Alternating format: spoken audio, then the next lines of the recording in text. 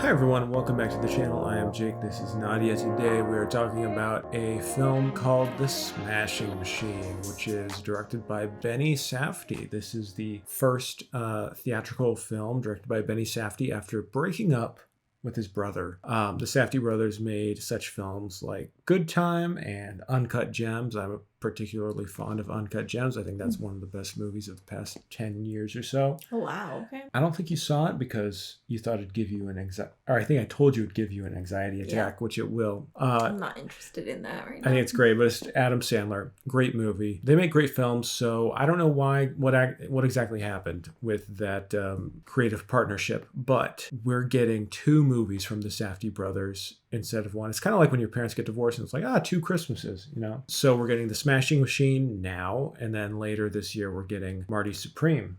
Okay. Which is getting very good reviews out of the New York Film Festival. Anyways, I'm rambling. This movie is unique, not just because of the Safdie connection, but because Dwayne "The Rock" Johnson is starring in this. With Emily Blunt as supporting. Emily Blunt, I think the headline is Dwayne "The Rock" Johnson, can he act? That's the big question. That's what everyone's asking. Because it's his first role. This is his first role ever. So that question is important. This is his, I think the critics of it are saying, well, it's kind of like a shameless Oscar play. Like, it's Oscar bait, It's very like he transformed completely prosthetic wise. He's playing a part. He's not just being The Rock. He's and not I think just, whenever like any actor plays a part where it's very physically transformative, where it's like they're unrecognizable, there's always Oscar buzz that comes with that, because it's kind of like he's not unrecognizable. I thought he was unrecognizable. He has a few facial prosthetics, I think, but I think he looks it's very like, different. I don't know. He looks a little different. I think that his voice is the same, but he looks different in my opinion. The movie kind of hinges on whether or not you buy him as this role, and I really think that he works in this movie. I think that at the end of the day, I think he gave a really great performance, which doesn't necessarily mean the movie's great. Okay, I'm just gonna ask you. Okay. What did you think? All right. Well, I thought it was average. Okay. So I would give it 5 out of 10. What? That's average? Average for you is usually 7 out of 10. I'd give it 6. No, don't change it. No, I would give it 6. 5 out of 10. 5 out of 10. Oh, damn. That's a negative review from you. You know what it is? I was honestly, I was, when I was growing up, I used to watch UFC with my family. Really? Yep. I didn't know that. Mm-hmm. But it's interesting, like, understanding this movie, that these are real people, that, Dwayne Johnson. Did you know who Mark Kerr was? I didn't know. Okay. But just understanding they were, like, key players and kind of making UFC what it became. Okay.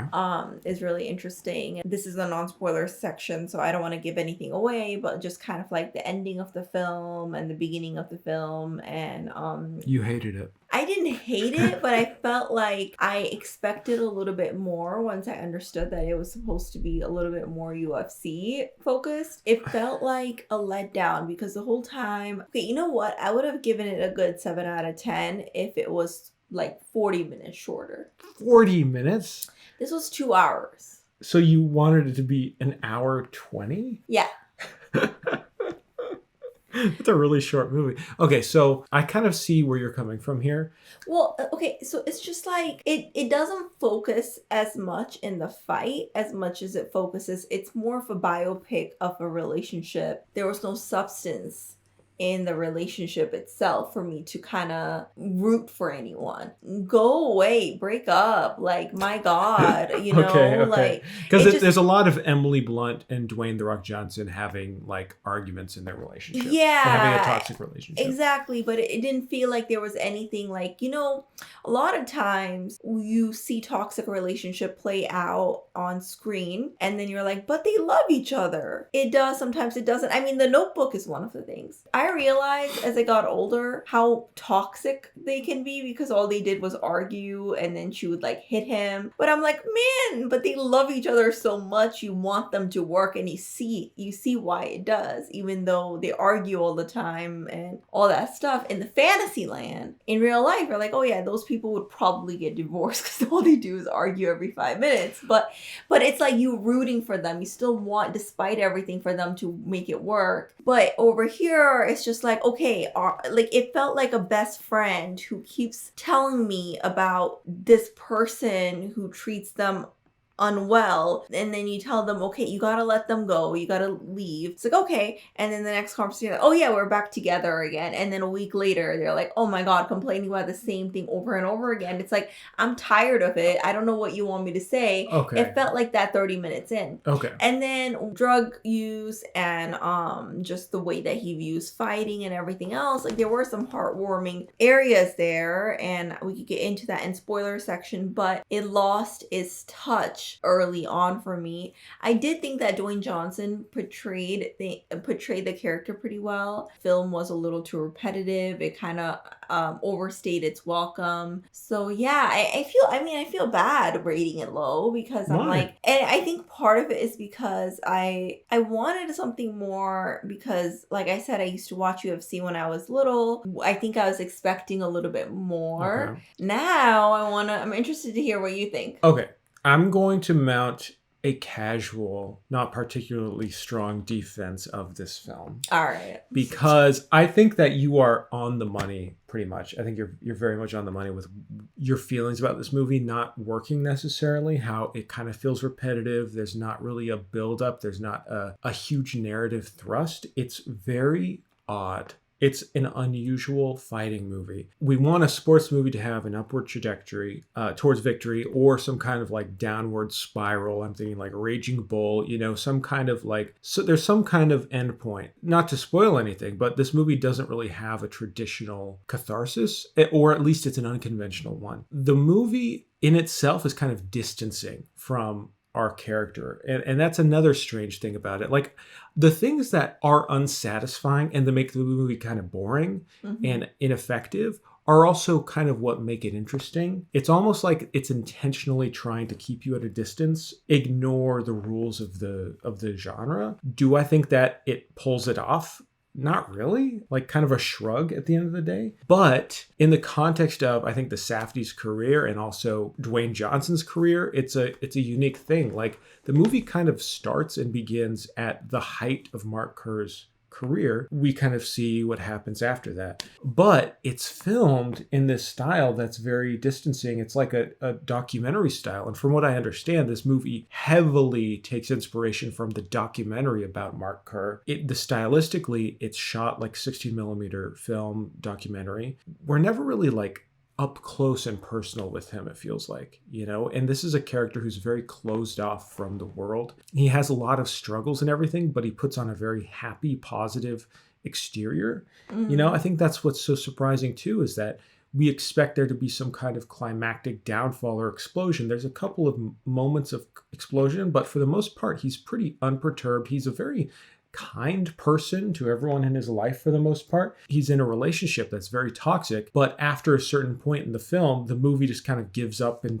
like her character just becomes like a true villain, It's kind of like you want a little more depth, you want a little more insight, but also the movie's deliberately keeping us outside. It's almost like Mark Kerr, the character, is saying to the filmmakers, no, I don't want you guys to see all of this. Fighting scenes, they're all outside of the ring. There's never a shot from inside the ring. It's all outside. We're all seeing through the ropes. So it's very bizarre, but I kind of appreciate it for what it's trying to do. And we'll get into spoilers and we can talk about the ending, because I think the ending is effective. But again, it just doesn't really justify the runtime. The most interesting scenes were, to me, between Emily Blunt and Dwayne Johnson, because it felt like there was the most conflict. The fight scenes, I was just kind of like, I don't know, not that interested. The most interesting thing was Emily Blunt and Dwayne Johnson's relationship at the same time, it wasn't interesting enough because there wasn't anything that I was really holding on to. It became, you never really know about them. It drew me in, and it like literally took me out very quick. It becomes very clear that she's the bad guy. And Yeah. like, because at first it's like, okay, what's going on with their relationship dynamic? And then it's suddenly just like, oh, she's horrible. Like, he needs to get out. Let's go to get into spoilers. Okay, let's get into spoilers. 3, anyway, 2. do you recommend people see it? I mean, honestly,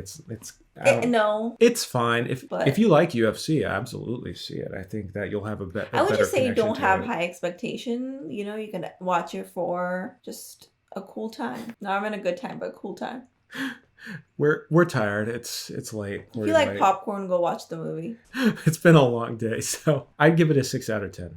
Wow, I give it less than you. Oh my god. Okay. I know. You've become a hater. Yeah. Okay. All right. Spoilers. 3, 2, 1. 3, 2, 1. The ending of this movie. Mm-hmm. He has this friend, and they're fighting together, and there's a big championship or whatever in Japan, and he struggled with opioid addiction, and he's overcome that struggle. It seems like he's finally kicked out Emily Blunt from the house. She's super toxic. She's literally like making fun of his need to be sober. At the end of it, it's like him and his friend, they're getting really close to having to compete for this $200,000. And it's like, okay, is he finally going to make it back to become the best and become the top? And this whole movie is he's kind of dealing with the struggle of coming off of that height of his career. It's kind of interesting seeing that dynamic of when he loses the first match and then when he loses again at the end of the film, how he handles that. It's kind of beautiful. Like, yeah, I like that. That's something that I really like about this movie, how it's framed that way. Like, this movie isn't about winning. It's not about fighting. It's about accepting loss. You aren't the best, and you can't be the best always, you know? And coming off of that apex mountain, the first time he loses, he's like